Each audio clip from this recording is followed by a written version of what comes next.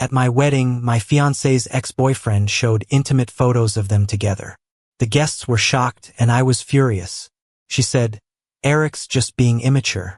Do you really need to lose your cool?" Couldn't believe it.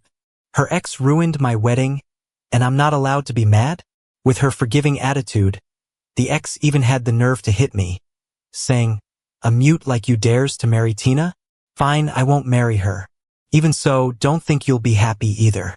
During my wedding, a big screen suddenly started showing photos of my fiancée and her ex.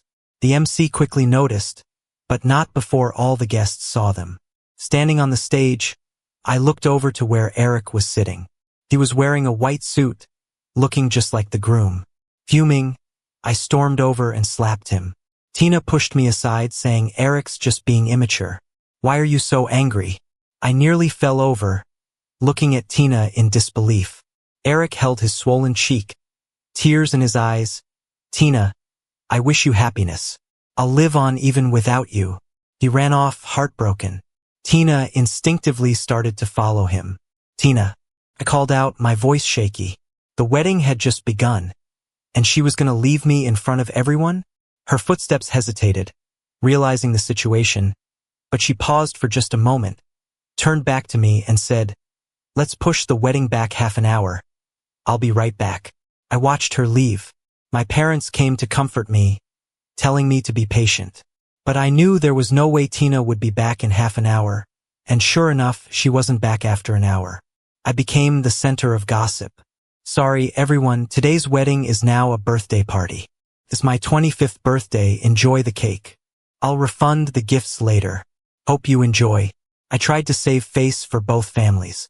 After sending off the guests, Tina's mom left without a word to me. My parents were furious, and I could only try to calm them down. After dropping them at their hotel, I was exhausted and couldn't resist video calling Tina. It wasn't until the 6th try that she answered, and the screen showed Eric. "Tina, go back. The wedding must be a mess. Ben will be angry." "He won't, he'll patiently wait for me." Eric laughed, "He really is wrapped around your finger." My heart ached, and I couldn't listen to them anymore, so I quickly hung up. Half an hour later, Tina called back, but only with a voice call I didn't answer. That night, I stayed with my parents at the hotel. Tina called countless times after midnight, but I left it on silent. The next morning, my parents looked at me worriedly. I forced a smile. "Mom, Dad, you guys go back. I'll take care of myself." My dad was heartbroken. "You've been with her for 3 years, you even got the marriage certificate." His tone was full of resentment toward Tina. "Dad, I'm sorry about the wedding. I'll get divorced from Tina." My parents, living abroad due to work, came back specifically for my wedding. Instead, they saw their son become a joke. They were open-minded people, and seeing Tina hurt me so much, they supported my decision. But they wanted to stay with me in case I was too sad, and it took a lot of convincing to get them to leave. Parents love us more than life itself. I had no reason to show them my wounds and make them hurt with me. Back home from the airport, Tina was waiting. Her hair was wet, wearing a dress, looking like she just showered and changed clothes. "Ben, this is for you." She handed me a new watch. I stared at her silently. She'd done it before, upset me and then gave me something like hitting someone and then giving a sweet treat. I used to like her and let her charm me, but from last night, everything changed. "It's too expensive, I can't take it." Tina shrugged, smiling, "We're married now, what's mine is yours. How come you can't take it?" I stared at her intently. She finally gave in. "I'm sorry, hubby. I was wrong yesterday. You know, Eric, we were together for 6 years, he can't take me getting married now. I was afraid he'd do something foolish. So you left me behind?" I demanded. Tina, annoyed, frowned. I explained it. "What more do you want?" My heart sank deeper. "I need an apology." "For what?" "The big screen yesterday, that was Eric's doing, right? Trying to embarrass me on purpose. He provided those photos. He hurt me. Doesn't he owe me an apology?" Looking irritated, Tina said, "Ben, can't you just let it go?" I said Eric was just being immature. My heart shattered. "There's some stuff at work. Can't go on our honeymoon today. We'll talk about it later." Tina adjusted her hair and walked out. I didn't even get to bring up the divorce. Tina was my senior. We met 3 years ago at an alumni event introduced by school leaders, and she was the one who pursued me. I thought she was caring then, and we naturally got together. Later on, while browsing school forums, I found out Tina and Eric were once the talk of the school. They got together in their first year and dated through graduation and 2 years beyond, then broke up suddenly due to personality differences. 6 years is indeed a long time, but that can't be Tina's way out of the wedding. I snapped back to reality and, without thinking, called Tina's assistant, Linda. I asked, "Is there something going on at the company?" Linda was confused. "No, Tina planned everything in advance to go on a honeymoon with you." "Okay, got it. Thanks." I packed my things, moved back to my place, and after pulling myself together, went back to school to work on some modeling. I turned off my phone in the meantime.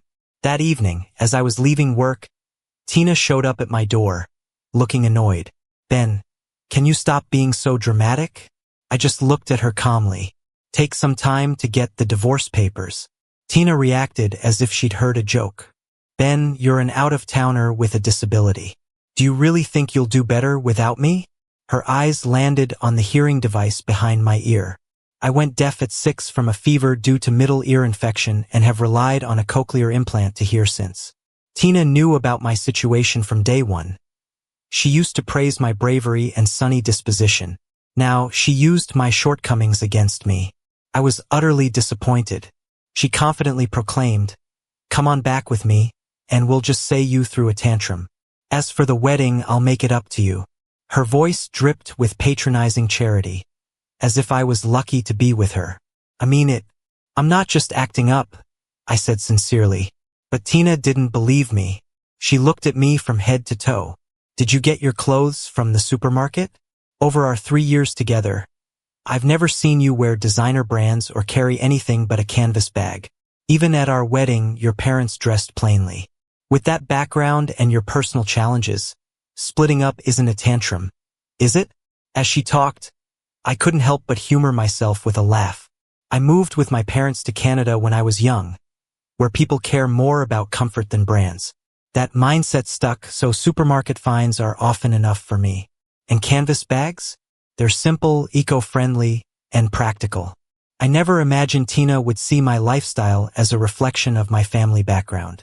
It's honestly amusing. Since when did wealth demand glitz and glam? Tomorrow at 9, meet me at the company so we can head to the civil office. Our worlds didn't see eye to eye, so I decided not to explain more, just opened the door and went inside. As Tina tried to follow, I quickly slammed it shut, and it hit her nose. Outside, she shouted in frustration, "Ben, you're being unreasonable. I gave you a way to save face and you're still acting up?" Leaning against the door, I listened to her outburst calmly. Just a month ago, we were poring over maps to plan our honeymoon, and now here we were, falling apart like this. My phone pinged. An Instagram friend request from Eric popped up. Once I accepted, he messaged me right away. "Hey, I'm Eric, you know me." Before I could reply, he sent me 6 photos. The first 3 from today showing Tina in the kitchen cooking noodles. The last 3 from our wedding day, with Tina sitting by the bed bringing him water. Felt like watching maggots crawl. Fighting off disgust, I replied, "Never seen someone so brazen about wrecking a marriage." Eric sent a cute emoji. Tina didn't blame me. She said, "You love her a lot. Are you really that lost without her?" I answered, "This is between us." Eric smugly replied, "Want me to call her over with one phone call?" As expected, her phone rang from outside. She whispered something and then stopped knocking, soon driving away. I looked out to see her car disappearing. 15 minutes later, Eric texted a photo showing Tina getting out of her car, approaching him. "We dated for 6 years with a lot of good memories.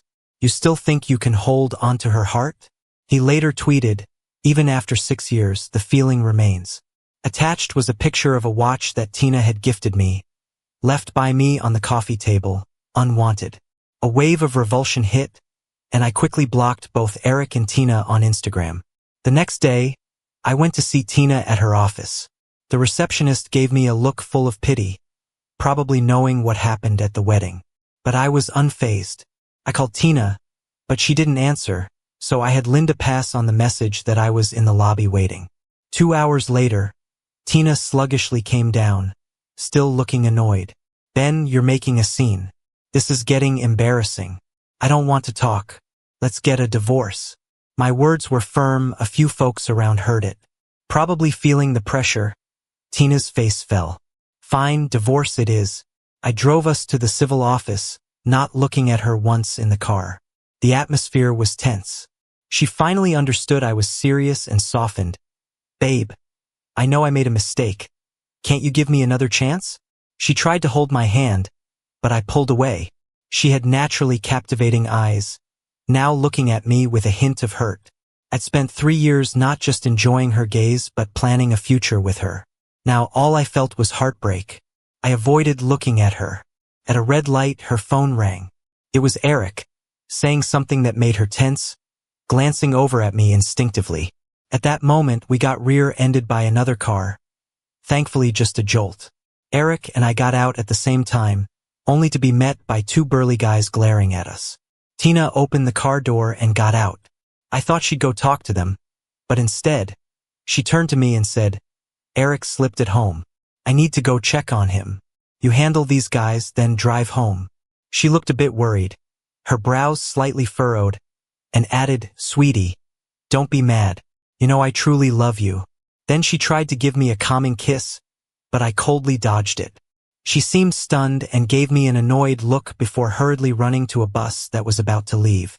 It was a blazing summer day, but my heart felt like ice. Seeing I was alone, the guys behind us tried to blackmail me for 50,000 yuan.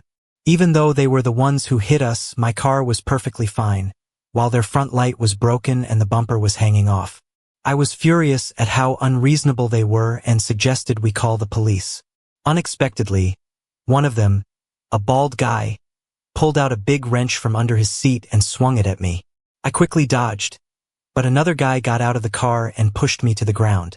Suddenly, the wrench landed on my back. Intense pain consumed me, and everything started to blur.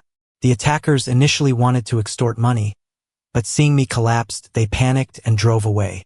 A kind passerby called 911 and reported the assault. At the hospital, I was told my condition was critical and needed immediate hospitalization. The doctor explained in detail, your situation is quite serious. If you want to keep your health, you need to be admitted right away. I made up my mind, please arrange the surgery, doc. On the 4th day in the hospital, I ran into Tina's assistant, Jean. His mom needed surgery for a fibroid tumor. That evening, Tina rushed to see me, and she brought Eric too. Ben, she said, looking guilty as she stood by my bed. I'm sorry, if only I hadn't left. I coldly interrupted, don't worry. Even without this incident, I would have chosen surgery. Tina's face immediately fell. Eric couldn't stand it and chimed in, Ben, without a hearing aid, you're like a mute. You should be grateful for having someone as wonderful as Tina. I sneered and raised an eyebrow at Eric. Divorcing Tina means you can move up, right? Now you're just playing pitiful? Eric's face turned pale and he stayed quiet. Tina composed herself and said to me, Ben, I brought Eric to apologize. Eric? With reluctance, Eric mumbled, I'm sorry. I shouldn't have ruined your wedding. It was all my fault. I watched their act with interest. Earlier today, I had a chat with Jean and found out that Tina had been traveling with Eric for work. Word was, Tina made Eric her chief secretary. Tina, I said, I just want a decent divorce. You're the CEO of a company. If I were to tell journalists things I shouldn't, it might hurt your image as a businesswoman. Tina didn't expect me to say this. A hint of disdain crossed her face. Fine, we'll divorce. Just don't regret it later. I smiled faintly. I won't regret it. The next morning, I couldn't wait to meet Tina at the Civil Affairs office. After the paperwork, I felt so much lighter. Eric got out of the car to greet newly divorced Tina, and she seemed to be in a good mood. As we parted, Tina remarked, let's see how you get by without me. Once my health returned, I threw myself back into work. The math modeling project for the reservoir I led was wrapping up, and the government was starting the bidding process. Several bidding companies asked to meet me, hoping to get data on the reservoir construction. Ben, there's a company that wants to meet. When are you available? My assistant Mike asked. Turns out the company was founded by Tina. I never thought they'd be part of the bidding. To save everyone's time, I instructed Mike to arrange a joint meeting for all companies involved in the bid, and not to accept any private appointments. The meeting was scheduled at the school's office building. By the time I arrived, all the company reps were there. The reservoir was a big project, with an estimated government cost of around 4.5 billion yuan. Projects like this not only bring in significant profits, but also boost the company's reputation. So it's no wonder all the top execs showed up. Ben, Eric and Tina were sitting together in the front row. Seeing me, they sneered, "This isn't your place." Tina assumed I was there to cause trouble. She got up, warning, "Ben, we're divorced. Don't mess this up for me." I chuckled, "Tina, it's been 2 months, and you're still so full of yourself." Tina eyed me warily. Mike stepped in. "Tina, please take your seat. Ben will brief everyone together. No private meetings." Tina stepped back confused. Mike introduced me. "Hello everyone, this is my PhD advisor, Ben. He's the lead engineer for the reservoir project's math modeling, and he'll share the relevant data with you." Tina and Eric's faces changed instantly. As their shocked gazes bore into me, I went to the podium and began my presentation. After the meeting, Tina hurried over. "You're the lead engineer for the modeling? At your age?" I calmly responded, "Didn't you know about prodigies, Tina? My dad's a legend in the math world, and my mom's famed in architecture. I grew up surrounded by this and fell in love with math as a kid. I leapfrogged grades straight to my PhD, graduated in Canada, and returned to take my parents' advice to teach at a university back home as a doctoral advisor and take on math modeling projects. Maybe my deep dive into math blinded me to the truth. Tina was my first love, and I had zero experience in dating. I didn't notice how distant she was. She never asked about my background, never cared about my work, or introduced me to her social world. Looking back, the sweetness we had now seems cold and indifferent. Good thing we're done. I turned around and walked away. I could hear Eric questioning me from behind, definitely acting. He's only 25, right? Younger than us by a few years. Who's he trying to fool? The school leadership invited me to dinner to celebrate the successful completion of my work. Coincidentally, I ran into Tina. She was seeing off a group of elite people and walked over to say hi when she saw the school leaders, looking surprised when she recognized me. The school leader who introduced Tina and me was there too. As soon as Tina sat down at the table, he started talking. "Tina, I know Ben is excellent, that's why I introduced him to you. You two dated for 3 years and finally got together. I was happy for you. I didn't expect you'd get confused at the wedding. Do you know he was actually hired as a high-salary doctoral lecturer by our school?" Tina looked stunned. "I thought he was just an exchange student because he's so young." The school leader frowned. "Who said he was an exchange student? He's a modeling expert in the math department and has led the development of several projects. He could live off his patents for several lifetimes. His parents are both renowned professors." Tina looked bewildered. I dropped my head with a self-deprecating smile. Tina must have thought I was at a disadvantage academically and financially, mistaking me for a poor exchange student because of my plain dressing. "Mr. Gao, Tina and I are done. Let's not bring up the past." When the gathering ended, Tina insisted on dropping me home. I politely declined and flagged down a cab instead. But when I got home, Tina was already there, waiting by my door. "Hey, honey," she greeted, like she'd forgotten we were divorced. I looked at her calmly, a mocking smile on my face. "Tina, we're divorced." Tina reached out to hold my hand, but I dodged. Her hand froze mid-air. "Honey, I regret it. I couldn't stop thinking about you these past 2 months. Can't we get back together?" I found it amusing. When we divorced, she said I'd regret it. But it's clear now she's the one with regrets. Whether it's genuine or ulterior, I can't and don't care to tell anymore. "Sorry, I'm not interested in getting back." I flat out rejected her. Over the next few days, Tina kept showing up in my life. When I was in the lab doing experiments, she'd wait outside with a bouquet. During my lectures, she'd sit like a dazed student in class. She'd even show up at my door in the morning with breakfast. Her harassment was incredibly annoying. When Tina showed up again, I laid it out clearly. I'm not interfering with the bidding. It's all up to Fuyang Company's capabilities. Tina froze. Ben, I'm truly regretting. It has nothing to do with the bidding. I stayed silent for a moment. When I looked her in the eye again, I spoke calmly yet firmly. But I no longer love you. Tina's face fell and she didn't come back that day. But that night, I got a call from an unknown number. Eric was sobbing, asking me to pick Tina up from a bar. I found it absurd and hung up. The next day, Eric came to school to find me. Ben, do you know how much effort Tina put into this project? How many nights she stayed up working? Are you okay with seeing her efforts go to waste? You've got the wrong guy. I'm just in charge of modeling. Bidding is not my department. Eric pressed, we know who you really are. With your influence, you could make Tina's company win the bid with just one word. You love Tina so much, and now you won't even help with this little thing? I chuckled, things change. After how Tina's treated me, you think I still love her. Eric's breath caught. Tina liked you after all.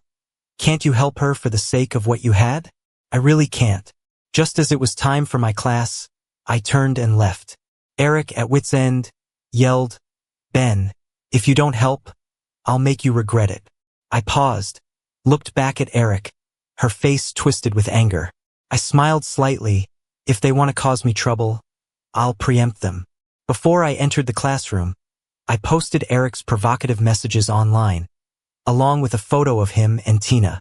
I acted quickly, preventing Eric's rumors from spreading and publicly shaming him and Tina. With this happening, Fuyang's bidding eligibility might not hold up. Time flew and the school's anniversary celebration was coming up. I went to the mall and bought some nice clothes as per Mike's invite. On the day, I wore a formal white suit, drinking and chatting with alumni. The figure approached me. Tina gave me a deep look. Ben, you look handsome. I raised an eyebrow, thanks for the compliment. I know I'm not bad looking, just never really focused on dressing up or makeup. Tina's face fell a bit. About the rumors, it was just Eric's doing. I didn't know anything beforehand. I shrugged. No worries, I made sure to hit back. Eric had posted on the school forum, claiming I left my fiancée of 3 years for fame and used her for money. I countered by revealing the wedding sabotage and Tina's infidelity. My assistant Mike followed up, showcasing my success story, proving I was already accomplished before meeting Tina, with millions in the bank, never needing to spend her money. I had evidence, even photos of them at a hotel when I was hospitalized. This effectively shut them up. Tina was full of remorse. Ben, is there really no chance for us? Feigning surprise, I replied, weren't you in a deep relationship with Eric for 6 years? Tina's face twisted in pain. I'm sorry, Ben. Please, give me another chance? Ben, come here. I want to introduce you to this brilliant student. The school leader who introduced us walked over excitedly. I seized the chance to follow and meet the star student. She was a young girl, with deep eyes and features full of youthful maturity. It's you? I said in surprise. Ben. Someone called out excitedly. The school leaders looked at me, puzzled. Ben, do you know Linda? I smiled at Linda. We actually met when we were teenagers. My parents thought the math curriculum in Canada was slow, so they sent me to a tutoring class during holidays. We met there and saw each other again at the International Mathematical Olympiad. Later, I got busy with my PhD and various projects, and we lost touch. Linda was way more excited than me. She came up and gave me a big hug. So great to see you again. I was pretty pleased too. The truth is, the school leaders weren't wrong. Linda was a true math genius. We were having a great time, chatting and laughing. Meanwhile, Tina stood off to the side, looking upset. But no one paid her any mind. After her whole drama with Eric got posted on the forum by me, her reputation took a nosedive. Even the teachers who were once proud of her didn't want to acknowledge her. The school leaders were part of that crowd too. Tina seemed like she wanted to join in the conversation, but we were discussing math-related stuff, and she couldn't really contribute. Before long, Eric showed up to find her, and she walked away with a stony face. When the event was over, Linda wasn't ready to say goodbye. She grabbed my Instagram and phone number, asking repeatedly, "Ben, you're not going to lose touch with me again, right?" I shook my head. "I'm working at University now, and I've signed a contract. I'm not leaving for at least 5 years." Linda got so excited she wanted to hug me again. I took a step back. Her enthusiasm was a bit much for me. She noticed and gave me an apologetic smile. "See you tomorrow then." I later found out Linda applied to teach at University A. She became my colleague. She even rented the apartment across from mine, becoming my neighbor. I'm not great at cooking, and she happily took on the task, making meals for me every day. We were pretty much inseparable except for work. I'm not clueless. I understood how she felt. But I had just come out of a relationship and didn't want to jump into another one so soon. Luckily, Linda didn't push it. She just discussed math problems with me daily. I thought this life was pretty awesome. But Tina just wouldn't go away. Her company lost the chance to bid on the dam project. It hit her hard. I heard from colleagues she'd been drinking at bars for weeks and broke up with Eric. I'm a no-nonsense kind of guy. Once divorced, her business was no concern of mine. I just focused on my own research. But calm on the surface, life was anything but beneath the surface. The incident happened when I was leaving the elevator as usual. Suddenly, a woman in a gray jacket lunged at me with a long knife. I instinctively dodged back, trying to maneuver in the tight elevator space. "It's all your fault you took my spot." I recognized her. She was a fellow PhD from abroad also hired with me. She studied at MIT and worked on math modeling here at University A. The school leaders said her imagination was lacking for modeling work. "Idiot, just die already." She went for me again. This time, she got my arm, and blood started pouring out. I shouted for help, but no one was around. Just as her third swing aimed for my head, a woman jumped in and pushed her aside. "Ben, run," she yelled. I stood there, stunned. The attacker, eyes wild, started wrestling with Tina. Then I saw the cleaning lady appear at the elevator door. I rushed over, grabbed her mop, and hit the attacker. The attacker turned around, eyes blazing red with fury, as if she wanted to devour me.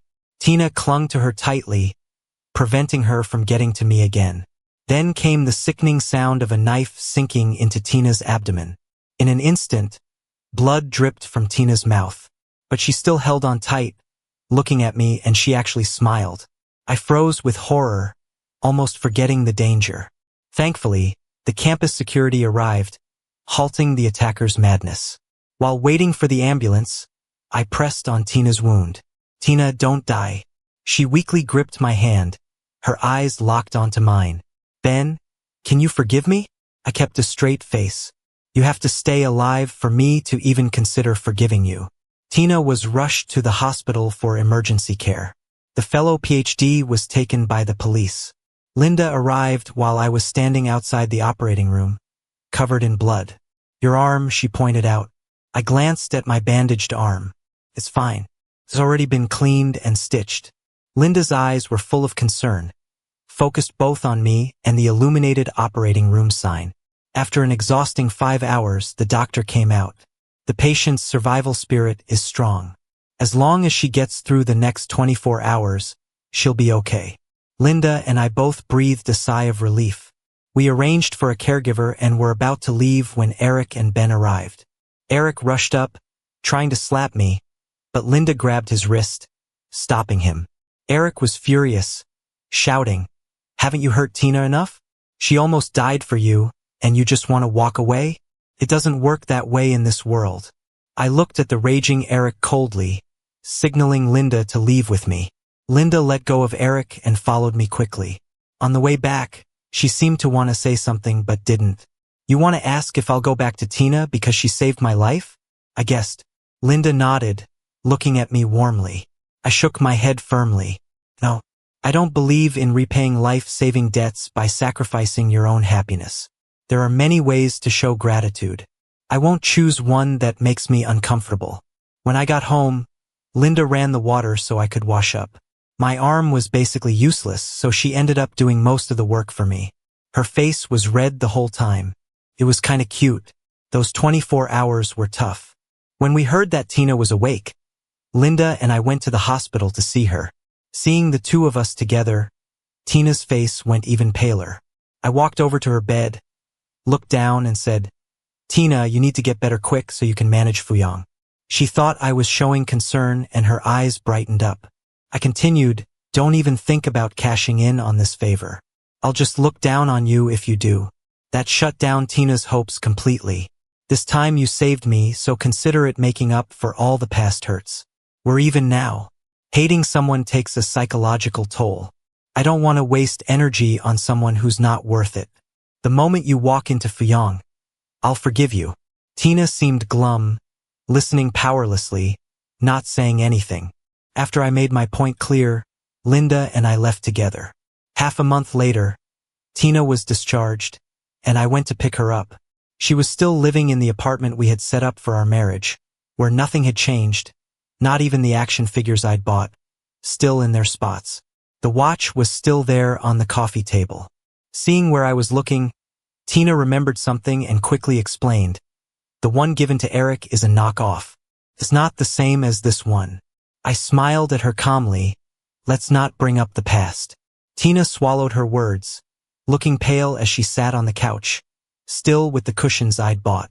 She picked one up and placed it on her lap in silence. "I had arranged for a housekeeper for her. You're not completely healed yet. Take it easy and rest at home." Once the housekeeper arrived, I got ready to leave. Tina stood up and called out to me, "Ben, you know, right?" I turned to look at her. I know. That PhD student was all stuck up since he got to university, feeling frustrated. Eric found out and, under her provocation, he blamed everything on me. He tried to kill me after she manipulated him and drugged him. Tina nodded without any expression. "Yeah, I didn't expect Eric to be so vicious. I'm sorry." After a moment of silence, she murmured painfully, "If I hadn't kept him hanging, he wouldn't hate you so much. Your danger was brought on by me." Saying this, she suddenly kneeled. "I'm sorry, Ben." I glanced outside the door, and without realizing it, rain had started, with Linda standing out there with an umbrella, waiting. "Tina, Linda's waiting for me. I'm off." I didn't look back and walked confidently into the rain. I hadn't been home long when Mike called to tell me Tina didn't follow the doctor's orders and went straight to the office. I chuckled. She's an adult. She'll be responsible for her actions. Mike didn't say more and hung up. Linda handed me a cup of ginger tea. "Drink this so you don't catch a cold." After finishing the tea, I pulled out an invitation to a workshop on Hodge conjecture and waved it at Linda. "Want to go?" Linda laughed. "Oh, I got an invitation too. Of course, let's go together." While Tina was busy fighting for her company, Linda and I were immersed in the world of mathematics. 2 years later, my contract with University A ended. Linda anxiously eyed me. "Would you stay for me?" I nodded I would. Linda and I didn't have some grand, epic romance. Everything was calm and steady, but she was truly perfect for me. The dark clouds from the past finally cleared. No one could hurt me by pointing out my flaws anymore. Tina's epilogue. The first time I saw Ben, he seemed like someone untouched by the world, with clear eyes and a pure gaze. Who wouldn't want to fall in love with such a pure man? I started to pursue him passionately. I could tell it was his first relationship. All his joy was written on his face. He wanted to talk about marriage with me, and after we got our marriage certificate, I let my guard down. Finally, I made a wrong choice at the wedding. I assumed someone with a soft heart like him would silently wait for me at home. When I returned, his attitude had changed. I didn't think much of it. I believed he'd obediently stay put. When he mentioned divorce, I thought he was just messing around. So, when I received Eric's call, I left Ben alone to deal with Eric. Eric wasn't lying. He had slipped in the shower, and when I got to his place, he was unable to move from the bathroom, his leg bruised. I helped him to bed, and he took the opportunity to hold me. I pushed him away, still rational. He looked at me. "Hurt. Tina, don't you love me anymore?" I scoffed. "When you broke up with me back then, that's when the love ended." Eric was heartbroken to tears. I came from a humble background. My dad a vegetable seller, my mom a homemaker. Everything I achieved was through grit and persistence. In the early days of starting my business, Eric couldn't handle the struggle of living in a basement, eating just steamed buns with pickles. After less than 3 months, he broke up with me. After hearing he'd been dumped by his rich girlfriend, my vanity got the best of me. I wanted to prove I was doing well, not just in business but with someone who loved me.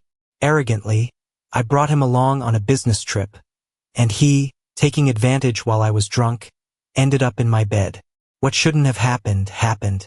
I was terrified, and then I got a call from Jean about Ben being hospitalized. I only found out what he went through after I left. When I visited him, he didn't look well. I took Eric to apologize, but it seemed to backfire. I could feel Ben slipping away from me. After the divorce, the school admin told me about his brilliance, and it hit me how shallow and arrogant I had been all along. He had a hearing impairment, but he never felt inferior.